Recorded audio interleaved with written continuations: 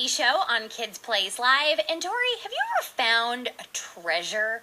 Oh, I pulled the most satisfying booger out of my nose this morning. Oh, no! Not that kind of gold, Tori! Man, no! No! I am talking about the other kind of gold in a treasure box, not your nose. Oh, you meant actual gold. Yes! Oh, no, I have never found gold.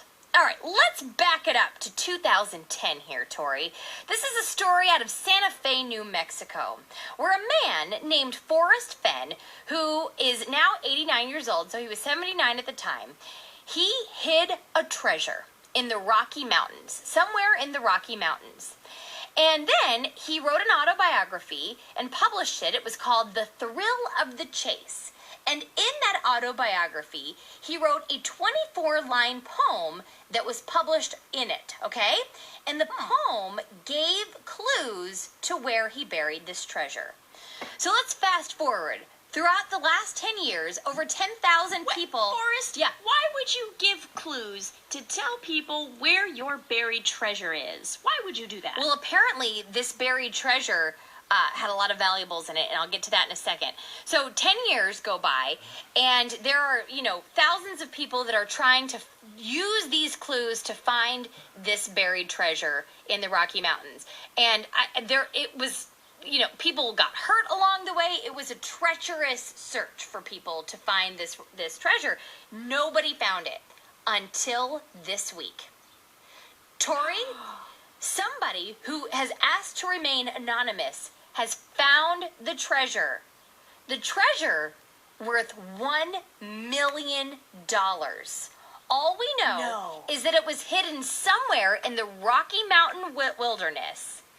And it was a bronze chest. It was filled with gold, with jewels, with other valuables worth more than $1 million. All we know is that the person who found it came from back east. So, when Forrest buried this treasure, he didn't bury it so that no one would find it. Because he buried it and then gave people all these clues to where it was. So all this time he wanted people to find it. He wanted someone to find it, and he's thrilled that somebody found it.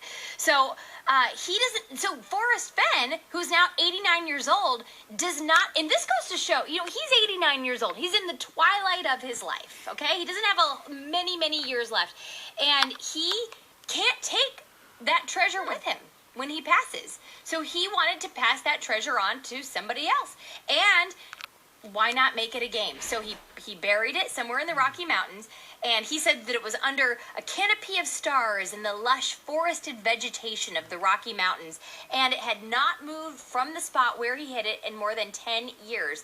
And all he knows about the person who found it is that, number one, they found it because they sent him a picture of it.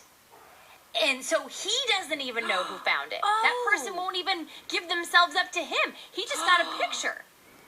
And so he knows it's been uncovered, but he doesn't know who.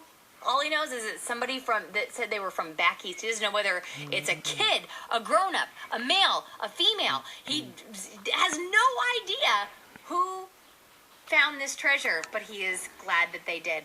He left the clues. Thousands of people attempted to find it. One person finally did, a full decade later. Isn't that amazing? I'm kind of getting a, pirates respecting other pirates vibe from this story. He wanted, and then I hope now that person keeps that treasure. Okay, fine. They can, spend a little bit of it, get themselves something nice, but don't spend it all in one place. Save a little bit of it, and then many years in the future, they bury it and do the same thing, and then someone else finds it, and it goes on and on and on and on, like this great big tradition. I'm just thinking, first of all, I have way too big of a mouth. There would be no way I would be able to, if I found a treasure that I knew that thousands of people had attempted to find and had not succeeded, I wouldn't be able to keep my mouth shut. I would be screaming it from the mountaintops. You would hear me in that Rocky Mountain wilderness being like, I found it! Found it! Hey, anybody but this person has remained anonymous completely, and they won't even let Forrest Fenn know who they are. I think that is totally bonkerballs, but I hope you're right, Tori. I hope that they bury it somewhere else, leave clues for somebody else to find later on.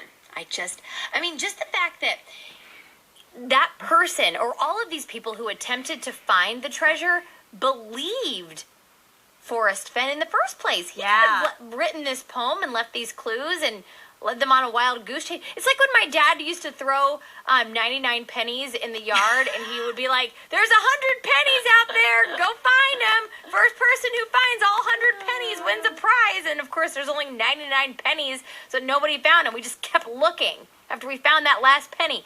So anyway, I love this story, and I think if you have that kind of treasure on your hands, what a fun way of using it. Wow. You can't keep it all. What are you going to do with all that?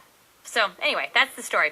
We'll be right back. It's the Absolutely Mindy Show on Kids Place Live. Coming up next, we've got an army of ducks. I'll explain everything in just a few minutes.